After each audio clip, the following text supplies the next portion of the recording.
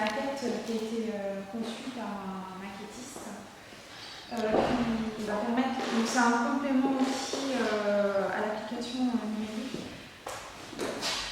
Ça nous permettra de comparer la taille du domaine aujourd'hui et au XVIIIe siècle sous Angiassens de la Mothango.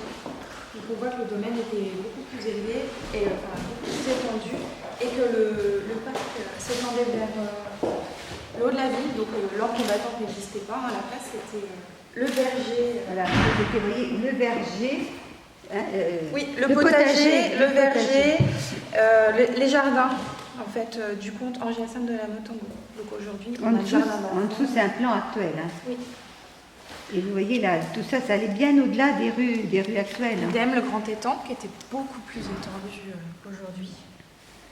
Donc ça commence là.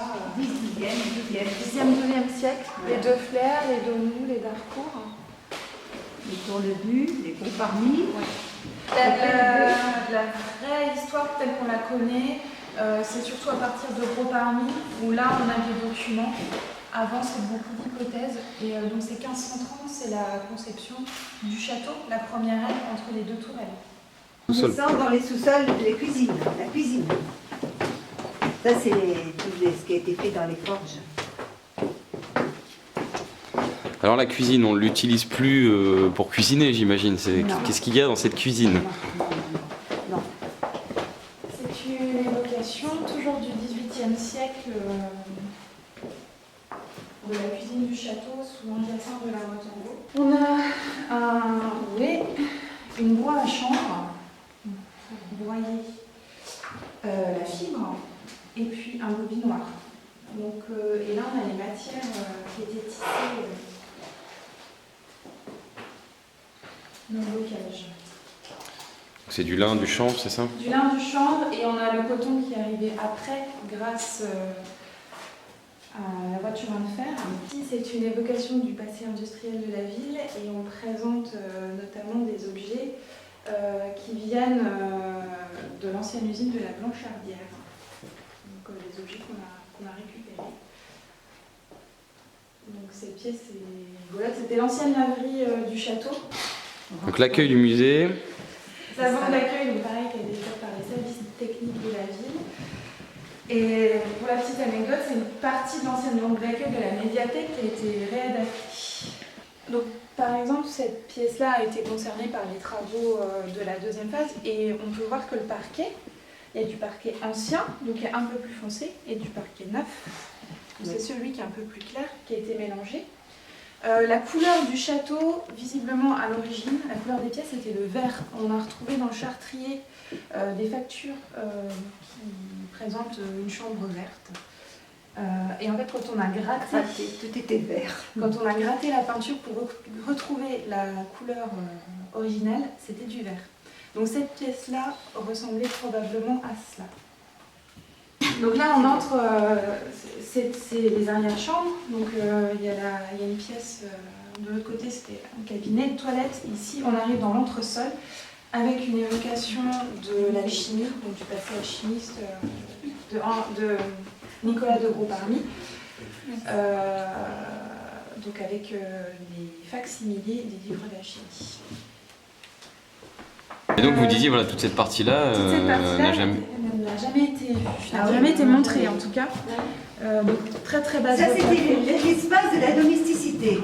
C'est-à-dire que c'était l'espace de rangement et les domestiques, vous allez voir, on revient vers les espaces nobles et ils passaient uniquement par ces espaces-là pour rejoindre leur famille. Ça permettait aux domestiques de passer d'un étage à l'autre sans déranger les nobles. Cette partie-là, c'était les anciens bureaux de la conservation, donc qui seront maintenant accessibles aux visiteurs. Donc, la chambre de la comtesse. Les rideaux ne sont pas encore installés, on a les rideaux d'alcôve. Alors ça, c'est le mobilier Schnetz. C'est-à-dire que ça c'est le mobilier qu'on a récupéré avec la chaîne du château, vraisemblablement. Oui, non, je confonds avec la salle d'à côté. Mobilier restauration. Oui, mobilier restauration. Dont les amis du musée. C'est ça. Du château. Il y a, oui. C'est vraiment la chambre de femme bourgeoise du 19e siècle. Donc on voit le décor, le mobilier.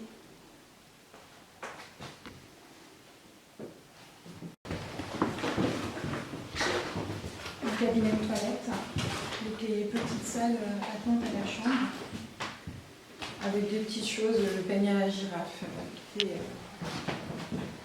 très à la mode vers 1830. Différents ustensiles. Évocation à Aristide Rouzot, donc collections qui sont issues du don de sa fille, donc Rouzot, qui était un ami intime de Rodin. Donc Rodin l'a appelé sur son livre. Ce sont des sculptures de Rouzot. Voilà. Et en fait, ce qui est intéressant, c'est qu'on a les moules de ces sculptures. Une curiosité, donc les collections d'histoire naturelle, qui, je crois, n'avaient pas été montrées depuis plusieurs décennies. Qu'est-ce qu'on a par exemple dans ce cabinet de curiosité qui soit un petit peu particulier? Une main momifiée, par exemple. Oui, ça c'est Juste là. C'est intéressant ça. Ça vient d'où? Bonne question.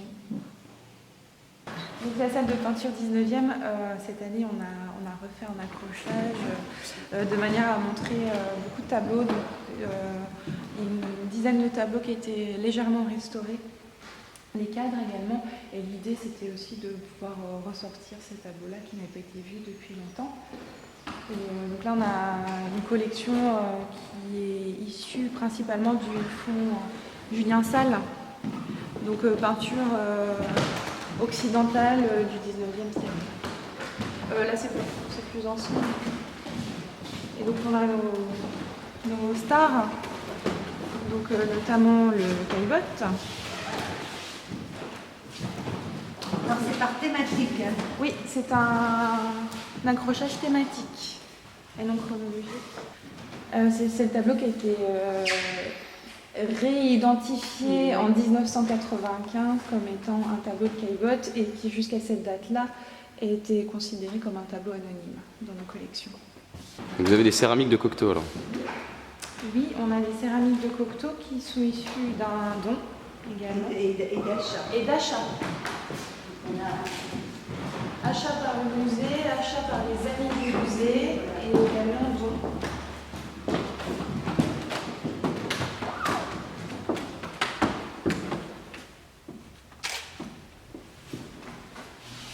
mais on avait fait une exposition. On a un grand cerf qui a pris place face au tableau de Courbet pendant 2 mois. On travaillait pour un couvert de verre. 1867, donc qui revient de restauration. Qui a retrouvé des couleurs Oui. presque inédites pour nos contemporains. Cette partie-là était noire. On ne voyait plus rien. Et donc là, on a découvert du ciel à différents endroits, des arbres, des arbres. Donc c'est la peinture, on retrouve de la lumière. Et puis toute cette partie-là a été nettoyée, mais c'est du repeint. C'est pas la peinture d'origine. La restauratrice a pris le parti de ne pas tout enlever parce qu'après il aurait fallu qu'elle refasse tout. La foncienne, hein?